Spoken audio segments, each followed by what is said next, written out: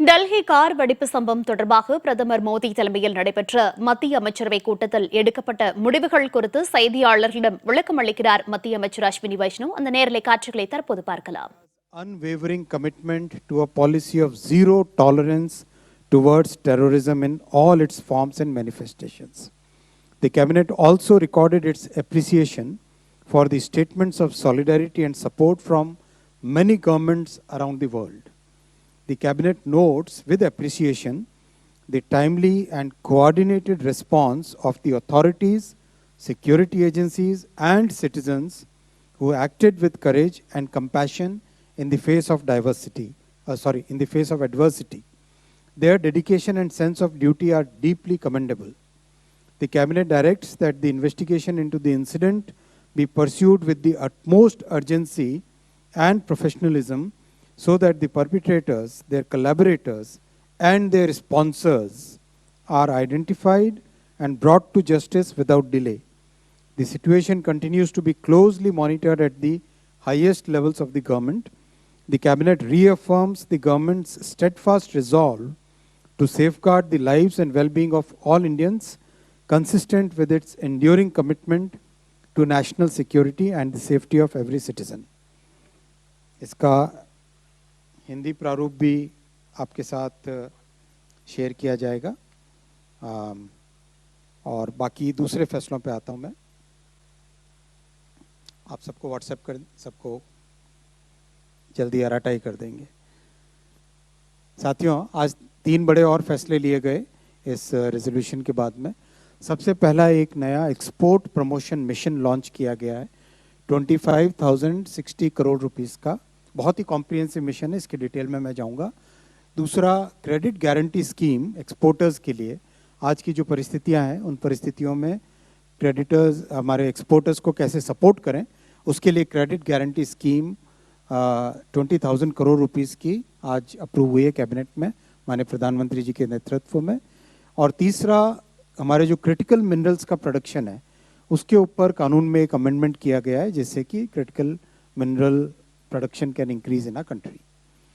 I'll first come to the export promotion mission. This is a very comprehensive mission which has been approved by the cabinet under the leadership of our Honorable Prime Minister today. As you recall, in the previous budget, this announcement was made that one export promotion mission will be started. तो आज ये export promotion mission start किया गया है. 25,060 करोड़ रुपए का इसका outlay है. 6 साल की इसकी अवधि है और इसमें बहुत ही कॉम्प्रिहेंसिव तरीके से पूरे कंप्लीट एक्सपोर्ट के इकोसिस्टम को सपोर्ट करने का इसमें डिसीजन लिया गया है.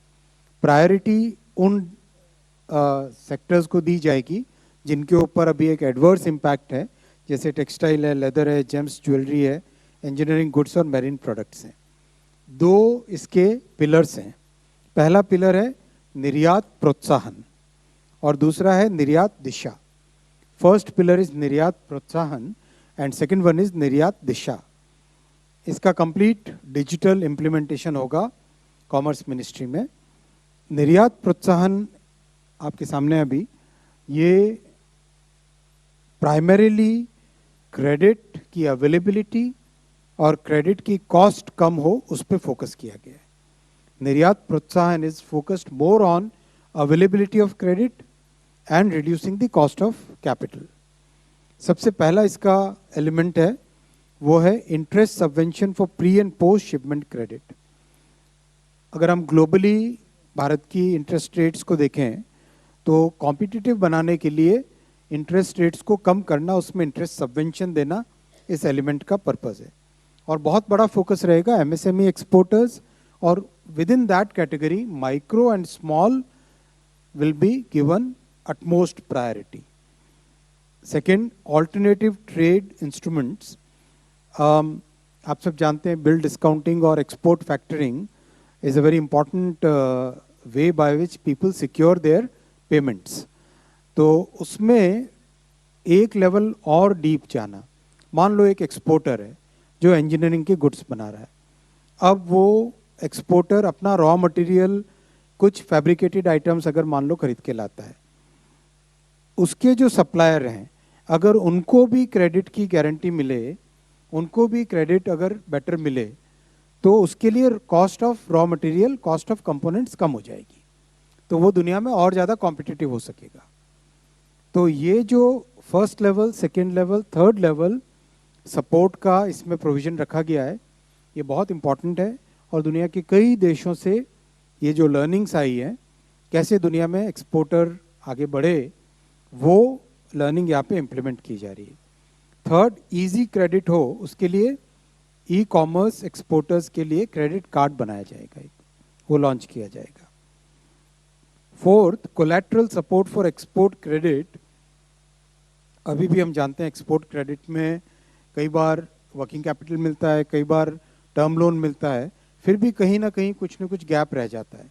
तो उस गैप को कैसे फुलफिल करे, उस गैप को फिलअप करने के लिए ये फोर्थ एलिमेंट रखा गया है।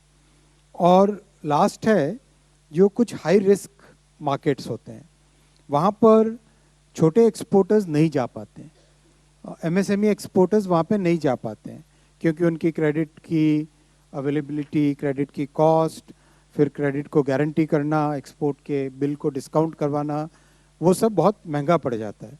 तो उसके लिए फिफ्थ एलिमेंट रखा गया है, जो हाई रिस्क मार्केट्स या नए मार्केट्स में जाने की जो रिस्क है, उस रिस्क को कैसे कम किया जाए, that is part of this